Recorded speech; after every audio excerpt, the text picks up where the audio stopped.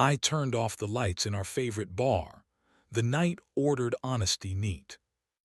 I didn't go to drink.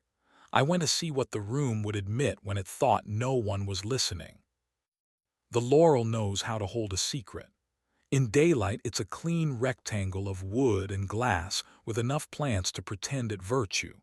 After midnight, it becomes a whisper that charges by the hour. The owner keeps a heavy brass key he lends only to the kind of regulars who replace what they break. I had that key in my pocket because I had once installed shelves for him on a Sunday and told no one. I also had a text from my wife. Teardown ran late, team debrief turned into drinks, might crash at the office. Don't wait up. Debrief is a word she uses when she needs to sound technical about being human. My name is Owen. I plan product launches, slides and calendars and quiet lies that teach tomorrow its manners. For 6 months Nora and I had been a tidy country with sensible borders. We retired arguments and kept weather. We were polite even when we made heat. That kind of competence breeds its own boredom, like a melody played too perfectly to remember. I opened the bar at 1:40 a.m. and turned off everything I could. The exit signs were stubborn. The ice machine exhaled like a patient animal. I left one lamp at the far end of the room, a low amber that knows how to forgive faces. I sat at the corner stool nearest the service door and waited to see which story arrived first, mine or the one I had been avoiding. They came through the alley, voices pitched for secrecy and kindness. Nora first in a dress that believed in the soft power of black, then Layla from her team with a jacket slung over one shoulder, then him, Cal, operations lead, sleeves up, tote with the coil of gaffer that, in your worst moments, you mistake for a leash. They stopped in the rectangle of light that pet names make. Nora saw me and did the small tilt of her head that means we are not pretending. "Owen," she said, "you're early." "I'm late to the hour I want," I said. "Come in, or leave the night to me and go home, but don't pretend the alley needs to make this decision." Layla said a thing about cabs and gratitude and disappeared with the professionalism of a person who enjoys looking like a rumor. Cal stood one respectful step behind my wife, the kind of distance that keeps rooms from hearing lawyers. He did not offer his hand. He did not retreat. He let us decide which city we were in. "Do you need me here?" he asked. "I need you to be exactly there," Nora said, 2 feet behind my left shoulder, until I tell you not to be. A bar is a courtroom without verdicts after 2. I poured 3 glasses of water like a bartender who knows mercy is temperature dependent. Cal took his and put it on the rail as if he could trust a surface. Nora took hers and didn't drink. I left mine alone because I needed my hands for sentences. "You kissed him," I said, not as a gavel but as a man who had run out of committee work. Nora breathed in, a small soft fight with the air. "In an elevator," she said. "Last month. He tasted like mint and caution. I told myself I wanted to know where the line was. The line is wherever I keep looking for it." Cal's jaw remembered it belonged to a face.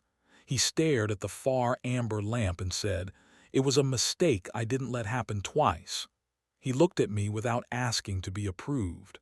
I like competence. I try not to confuse it with permission. The ice machine breathed. A car made a decision at the light outside and committed. I put my palm on the wood and counted the grains until my throat learned which voice to keep. "I booked a room last week," I said.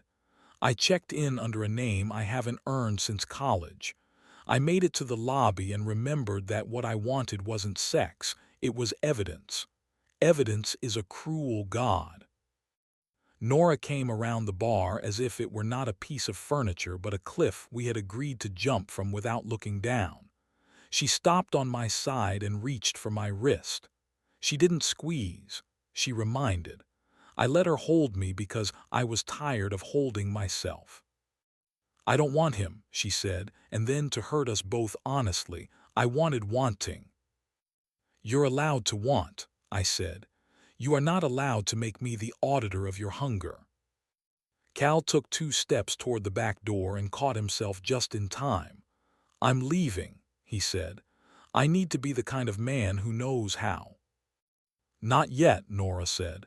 It wasn't a command. It was an understanding.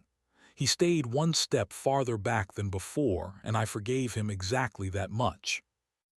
I turned the lamp down 2 clicks. The room decided to listen. Nora leaned against the rail and let her dress crease. She tilted her head, a small gift for my mouth, and I took it because the hour had paid for honesty. We kissed the way you do when your hands aren't sure what they should be, and then our hands remembered their majors. She was warm and certain. I was a petition to a familiar chord. She made the sound she hides from everyone involved in grant proposals. I touched the zipper at her side and stopped. We were not auditioning for regret. Her breath sat high in her chest like a tenant who's been offered better rent. I want you to be interesting, she said against my lip. Not because you think you'll lose me if you are, because you like what you become when you are. Invite me, I said, when you are interesting, not only when you are frightened. Then come get me, she said, where I am interesting. We could have taken each other on the good wood and given the carpet a story it didn't need. We didn't. I poured rye for Cal because I needed to prove to myself I could be the kind of man who serves another man without pretending at nobility. He took it and didn't drink it. He said, "Thank you," like a person who knows how heat respects its own borders. He put a 20 on the bar for the water he hadn't ordered. I let him. "I'll come back at noon," he said to Nora. "I'll lift the stage and not what you don't want lifted." He gestured at the lamp. "Keep it on until you mean it." Then he left, and the alley took him into its book like a sentence it had been waiting to use. Nora and I stood in the cheap cathedral of a room that had become smart enough to let us speak. She slid onto a stool and spread her knees just enough to be true. I stepped into the space she made and pressed my palm flat against her sternum. Her heart did what hearts do when they intend to forgive. I kissed her mouth and then lower, along the line where the dress guessed, and then at the base of her throat where truth hides for easier access. My hand found her thigh and the precise geometry where heat becomes jurisdiction. She exhaled a word I won't spell. We kept our clothes and broke the law of pretending to be fine. If a camera had been in the room, it would have caught only breathing and the way my shoulders finally remembered what they were built for. When she pulled back, her eyes were wet in the unimpressive way that means the body has decided to return to the scene.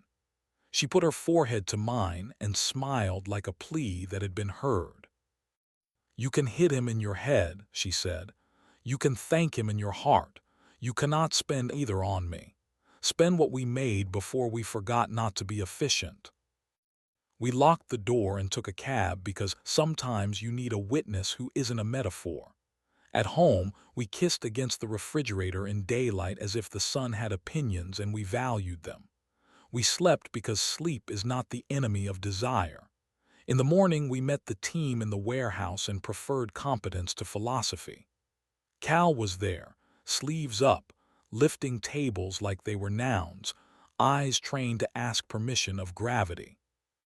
He nodded once at me, and I returned it because it was the honest thing. Nora taped lists to the wall and made a room full of strangers into a sentence with better grammar. When she passed, she touched my wrist in the legal way, and it felt like church. We didn't tell the bar story. We didn't pretend it had not become part of the room where our body keeps its files. In the weeks that followed, we kept the lamp with the only setting honesty respects. Some nights she texted come and meant stand next to me while I matter. Some nights I texted come and meant watch me forgive the calendar. Sometimes heat tried to make a case. We ate before we tried to win. We slept when the clock lost its manners. We learned that no verdicts after 2 is a municipal law enforced by rooms that know our names. If you wanted scandal, I owe you a better elevator and worse people. What I have is a bar key, a lamp turned down 2 clicks, a man who knew how far back to stand without rehearsing nobility, and 2 people who chose to keep intrigue as flavor, not currency. We touched in daylight. We practiced being interesting on purpose. We agreed to let the room tell us when we were done performing and when we were ready to live.